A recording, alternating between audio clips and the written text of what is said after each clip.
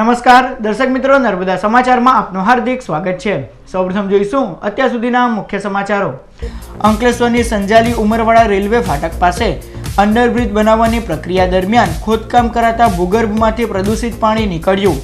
એકાએક લાલ રંગનું પ્રદૂષિત પાણી નીકળતા કામગીરી સ્થગિત કરાઈ। કોઈ ઉદ્યોગનું પાપ કે પછી જૂની અંડરગ્રાઉન્ડ પાઇપલાઇન તે શોધવું આવશ્યક। ભરૂચમાં ફૂલ ગુલાબી ઠંડી બાદ જાણે ઉનાળાનો પ્રારંભ। શહેરના મહત્તમ તાપમાનમાં વધારો। દિવસ દરમિયાન અંગ ડજારતી ગરમીનો અનુભવ। અંકલેશ્વરમાં 19 વર્ષીય પરણિતાએ ગળે ફાંસો ખાઈ આપઘાત કરવાનો મામલો। પોલીસે આત્મહત્યા માટે દુષ્પ્રેરણા આપવાના ગુનામાં પતિની કરી ધરપકડ। સાસરિયાઓ દ્વારા દહેજની માંગણી સાથે પરણિતા પર ત્રાસ ગુજારાતો હતો।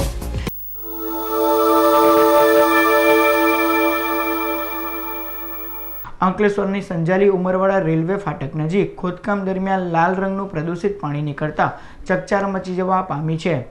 પાનોલી જીઆઈડીસી પાસેથી પસાર થતી સંજાલી ઉમરવાડા રેલવે ફાટક પાસે રેલવે દ્વારા અંડરબ્રિજ બનાવવાની કામગીરી હાથ ધરાઈ છે। તે દરમિયાન ખોદકામ કરાતા ભૂગર્ભમાંથી લાલ રંગનું પ્રદૂષિત પાણી નીકળતા રેલવેના અધિકારીઓ અવાચક બની ગયા હતા। ભૂગર્ભમાં આ પ્રદૂષિત પાણી ક્યાંથી આવ્યું તે જીપીસીબી માટે તપાસનો વિષય છે। આ પ્રદૂષિત પાણી કોઈ ઉદ્યોગનું પાપ છે કે જૂની અંડરગ્રાઉન્ડ પાઇપલાઇન તે શોધવું આવશ્યક છે। લાલ રંગનું પાણી નીકળતા કામગીરી અટકાવી દેવાનો વારો આવ્યો હતો।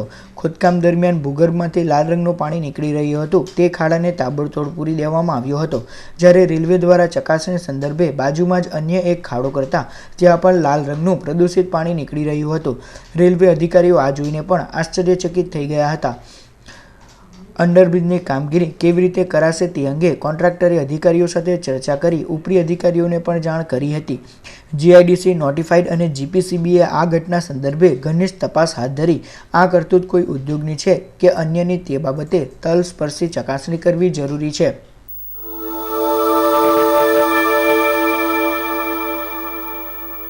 ભરૂચ શહેર અને જિલ્લામાં ફૂલ ગુલાબી ઠંડી બાદ હવે જાણે કે ઉનાળાનો પ્રારંભ થઈ ગયો છે। એક જ દિવસમાં બે ઋતુનો અનુભવ થઈ રહ્યો છે। રાત્રે ઠંડી તો દિવસ દરમિયાન અંગ ડજારતી ગરમીનો શહેરીજનો અનુભવ કરી રહ્યા છે। ભરૂચ જિલ્લામાં મહત્તમ તાપમાનનો પારો ઉત્તર ઊંચે ચડી રહ્યો છે। ભરૂચ જિલ્લામાં મંગળવારના રોજ મહત્તમ તાપમાન 36 ડિગ્રી નોંધાયું હતું, જેના કારણે બપોરના સમયે લોકોને ઉનાળા જેવી ગરમીનો અનુભવ થયો હતો। સામાન્યતઃ માર્ચ માસના શરૂઆતના દિવસોમાં અંગ ડજારતી ગરમીનો અનુભવ થતો હોય છે, પરંતુ હાલ ફેબ્રુઆરી માસ તેના અંતિમ ચરણમાં છે, ત્યારથી જ ગરમીની શરૂઆત થઈ ગઈ છે। ત્યારે આ વર્ષે ઉનાળો આકરો રહેવાની સંભાવના જોવામાં આવી રહી છે। અંકલેશ્વરમાં 19 વર્ષીય પરણિતાએ ગળે ફાંસો ખાઈ આપઘાત કરવાના મામલામાં પોલીસે પરણિતાના પતિની આત્મહત્યા માટે દુષ્પ્રેરણા આપવાના ગુનામાં ધરપકડ કરી છે। પોલીસ સૂત્રે માહિતી અનુસાર અંકલેશ્વરની ગોપાલનગર ઝુંપડપટ્ટીમાં રહેતી 19 વર્ષીય અનિતા ચૌહાણના લગ્ન 6 માસ અગાઉ જ યશવંત ચૌહાણ સાથે થયા હતા।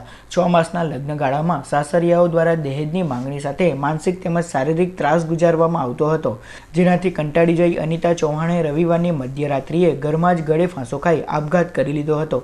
આ અંગે તેના પિતા રાજેન્દ્ર કુશવાહાએ સાસરિયાઓ વિરુદ્ધ અંકલેશ્વર જીઆઈડીસી પોલીસ મથકે ફરિયાદ નોંધાવતા પોલીસે પરણિતાને આત્મહત્યા માટે દુષ્પ્રેરણા આપવાના ગુનામાં તેના પતિ યશવંત ચૌહાણની ધરપકડ કરી કાયદેસરની કાર્યવાહી હાથ ધરી છે।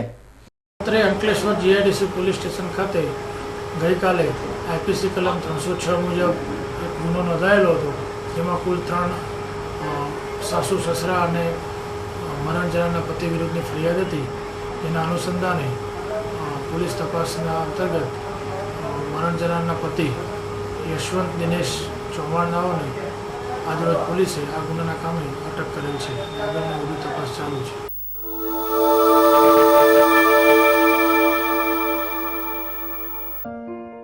ક્ષમા યાચના સાથે કેબલ ગ્રાહક માટે આટલું હવે ફરજિયાત। સમગ્ર દેશમાં ડિજિટલાઇઝેશન બાદ ટીવી ક્ષેત્રે ક્રાંતિ અને કાનૂનન વ્યવસાયનો દરજ્જો કેબલ ટીવી બિઝનેસને સાંપડ્યો છે। હવે એક ટીવી સેટ માત્ર ને માત્ર ડિજિટલ બોક્સ દ્વારા જ ચલાવાય છે અને આ બોક્સ ટ્રાઈના રેકર્ડ ઉપર રજીસ્ટર અને અમદાવાદ જીટીપીએલ કંપની દ્વારા સીધા સંચાલનમાં આવતું હોય છે, જેથી એક બોક્સનું બિલિંગ થતું હોય છે। આથી ડિજિટલાઇઝેશન અને પેકેજ સિસ્ટમના અમલીકરણ બાદ હવે ફ્રી કનેક્શન કે વિશેષ ડિસ્કાઉન્ટ શક્ય જ રહ્યું નથી। આથી હવે આપના કેબલ કનેક્શનનું કાર્ડ બનાવવું અને તેનો આપે પ્રતિ માસ કેબલ ચાર્જીસ ભરવો અનિવાર્ય બન્યો છે, ફરજિયાત થયું છે. ટેકનિકલ શક્ય હતું ત્યાં સુધી જે કોઈને એ સુવિધા પ્રાપ્ત થઈ તેને સમયનો ફાયદો સમજી કૃપા કરી હવેથી આપના કનેક્શનનો ચાર્જ ભરશો, અન્યથા આપનું સેટઅપ બોક્સ સીધું અમદાવાદથી જ પેમેન્ટ નહીં ભરાયું હોવાના કારણે આપોઆપ કેબલ પ્રસારણ બંધ થઈ શકે છે. ક્ષમા યાચના સાથે આભાર.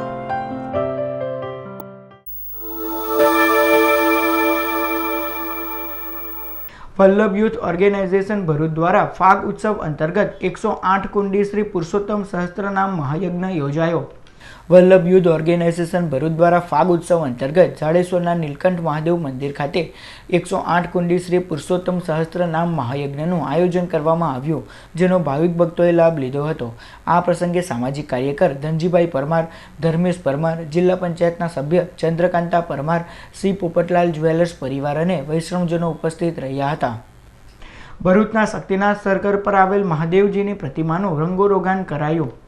જીવના શિવ સાથેના મિલનના પર્વ શિવરાત્રિના આડે હવે ગણતરીના દિવસો બાકી રહેતા તડામાર તૈયારીઓ ચાલી રહી છે, જેના ભાગરૂપે શહેરના શક્તિનાથ સર્કલ પર આવેલ દેવાધિદેવ મહાદેવની પ્રતિમાને રંગોરોગાન કરાયું. સ્થાનિક યુવાનો દ્વારા આ પ્રતિમાનું દર સોમવારે પૂજન અર્ચન કરવામાં આવે છે અને દર સોમવારે અમે એને અગરબત્તી, ધૂપ, આ બીલીપત્ર છે, ચંદન છે, ભસ્મ છે, એ બધાથી પૂજા કરીએ છીએ. પણ આ શિવરાત્રી વખતે મૂર્તિ થોડી કલર નીકળી ગયો હોવાથી અમે પોતાના પૈસાથી જેટલું થાય એટલું અમે આ મૂર્તિને કલર કરાવીએ છીએ. બરાબર, એ બદલ અમારાથી જેટલી બી કંઈ હશે એમાં કોઈનું અંદર દાન કે કશું છે નહીં. અમે અમારા પૈસાથી જ આ બધી વસ્તુ કરીએ છીએ. ભરૂચ ભાજપાના 2 આગેવાનોના જન્મદિવસની પાંજરાપોળ ખાતે ઉજવણી કરવામાં આવી હતી. ભરૂચ ભાજપાના આગેવાન અને નગરસેવક રાજેશ ચૌહાણ તેમજ મહેશ મિસ્ત્રીના જન્મદિવસની પાંજરાપોળ ખાતે ઉજવણી કરવામાં આવી.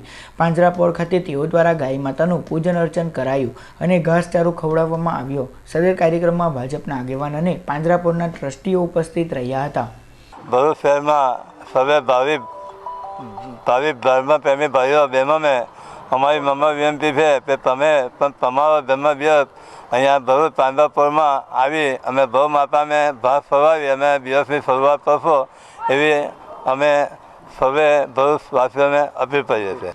દહેજના લખી ગામે દારૂનું દૂષણ ડામવા ઉચ્ચ કક્ષાએ રજૂઆત કરાઈ. વાગરા તાલુકાના લખી ગામે છેલ્લા ઘણા સમયથી દારૂના દૂષણે ભરડો લીધો છે, જેમાં ગામના યુવાનો હોમાઈ રહ્યા છે. ગામમાં ચાલતા દારૂના અડ્ડાઓ બંધ કરાવવા ગ્રામજનો દ્વારા અનેક વખત ઉચ્ચ કક્ષાએ રજૂઆત કરવામાં આવી હતી. આમ છતાં કોઈપણ પગલાં ન ભરાયા હોવાના આક્ષેપ સાથે ગ્રામજનો દ્વારા વિરોધ નોંધાવવામાં આવ્યો છે. બુટલેગરો બહુ મોટા પાયે ધંધા કરીને આ રીતના લોકોને એ શોષણ કરે છે ને ખોટી રીતે મોટી મોટી ગાળો પણ પાડે છે ને ફળિયામાં મોટા હસ્તી હોય ત્યાં ગાળો અને બધા ધંધા એ લોકો કરાવે છે. પોલીસ સ્ટેશનમાં ઘણીવાર આપણે જઈને બધી બહુ જાણ કરી પણ છતાં પણ કોઈ પણ કાર્યવાહી સાહેબ થતી નથી. સંજય ગોહિલ જાતે સાહેબ બહુ જગ્યાએ જઈને આવેલા છે પણ કોઈ કાર્યવાહી કરવામાં આવતી નથી. સ્ત્રી નિકેતન સંસ્થા ભરૂચ દ્વારા વક્તૃત્વ સ્પર્ધા યોજાઈ. ભરૂચ શહેરના સોનેરી મહેલ વિસ્તારમાં આવેલ સ્ત્રી નિકેતન સંસ્થાના હોલ ખાતે પર્યાવરણ વિષય પર વક્તૃત્વ સ્પર્ધાનું આયોજન કરાયું, જેમાં સંસ્થાની બહેનોએ ઉત્સાહભેર ભાગ લીધો હતો. આ સ્પર્ધામાં નિર્ણાયક તરીકે તૃપ્તિબેન પટેલે સેવા આપી હતી. સદર કાર્યક્રમમાં સંસ્થાના પ્રમુખ નીતા મિસ્ત્રી અને સંસ્થાની બહેનો ઉપસ્થિત રહી હતી. અંકલેશ્વરના સરદાર પાર્ક વિસ્તારમાં પાર્ક કરેલ કારને ચોરી થતાં જીઆઈડીસી પોલીસ મથકે ફરિયાદ નોંધાઈ છે. પોલીસ સૂત્રે માહિતી અનુસાર અંકલેશ્વર જીઆઈડીસીમાં આવેલ સરદાર પાર્ક એપાર્ટમેન્ટમાં રહેતા સુરેશભાઈ વાદીએ તેઓની Maruti Swift car number GJ100BB 811 એપાર્ટમેન્ટના કમ્પાઉન્ડમાં પાર્ક કરી હતી, જેની તારીખ 19મી ફેબ્રુઆરીની રાત્રિએ ચોરી થઈ જતા તેઓએ કારની ચોરી અંગે જીઆઈડીસી પોલીસ મથકે ફરિયાદ નોંધાવી છે. પોલીસે ₹4.75 લાખની કારની ચોરી અંગેની ફરિયાદ નોંધી તસ્કરોને ઝડપી પાડવા ચક્રો ગતિમાન કર્યા છે.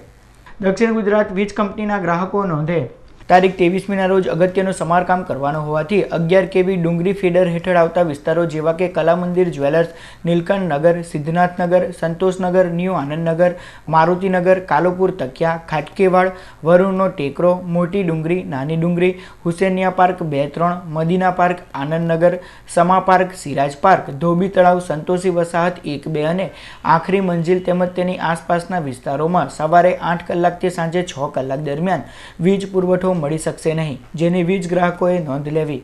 રોટરી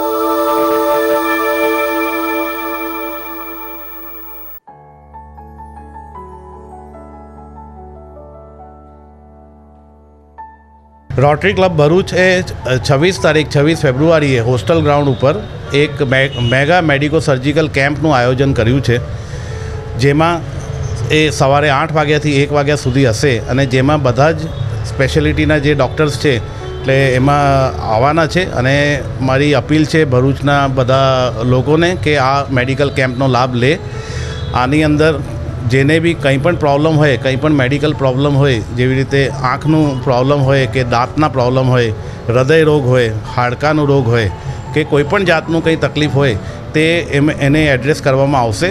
અને ખાલી સારવાર પૂરતું નહીં, ખાલી જોવા પૂરતું નહીં કે તપાસવા પૂરતું નહીં, તપાસ્યા પછી સર્જરી કે કંઈ પણ સર્જરી કરવાની જરૂર હશે તો તે પણ અમે મફત કરીને આપીશું અને મફત કરવામાં આવશે. આવ્યું છે. સમાચાર પૂર્ણ કરતા પહેલા મુખ્ય સમાચાર પર ફરી એક નજર. અંકલેશ્વરની સંજાલી ઉમરવાડા રેલવે ફાટક પાસે અંડરબ્રિજ બનાવવાની પ્રક્રિયા દરમિયાન ખોદકામ કરાતા ભૂગર્ભમાંથી પ્રદૂષિત પાણી નીકળ્યું. એકાએક લાલ રંગનું પ્રદૂષિત પાણી નીકળતા કામગીરી સ્થગિત કરાઈ. કોઈ ઉદ્યોગનું પાપ કે પછી જૂની અંડરગ્રાઉન્ડ પાઇપલાઇન તે શોધવું આવશ્યક. ભરૂચમાં ફૂલ ગુલાબી ઠંડી બાદ જાણે ઉનાળાનો પ્રારંભ. શહેરના મહત્તમ તાપમાનમાં વધારો. દિવસ દરમિયાન અંગ ડજારતી ગરમીનો અનુભવ. અંકલેશ્વરમાં 19 વર્ષીય પરણિતાએ ગળે ફાંસો ખાઈ આપઘાત કરવાનો મામલો. પોલીસે આત્મહત્યા માટે દુષ્પ્રેરણા આપવાના ગુનામાં પતિની કરી ધરપકડ. સાસરિયાઓ દ્વારા દહેજની માંગણી સાથે પરણિતા પર ત્રાસ ગુજારાતો હતો.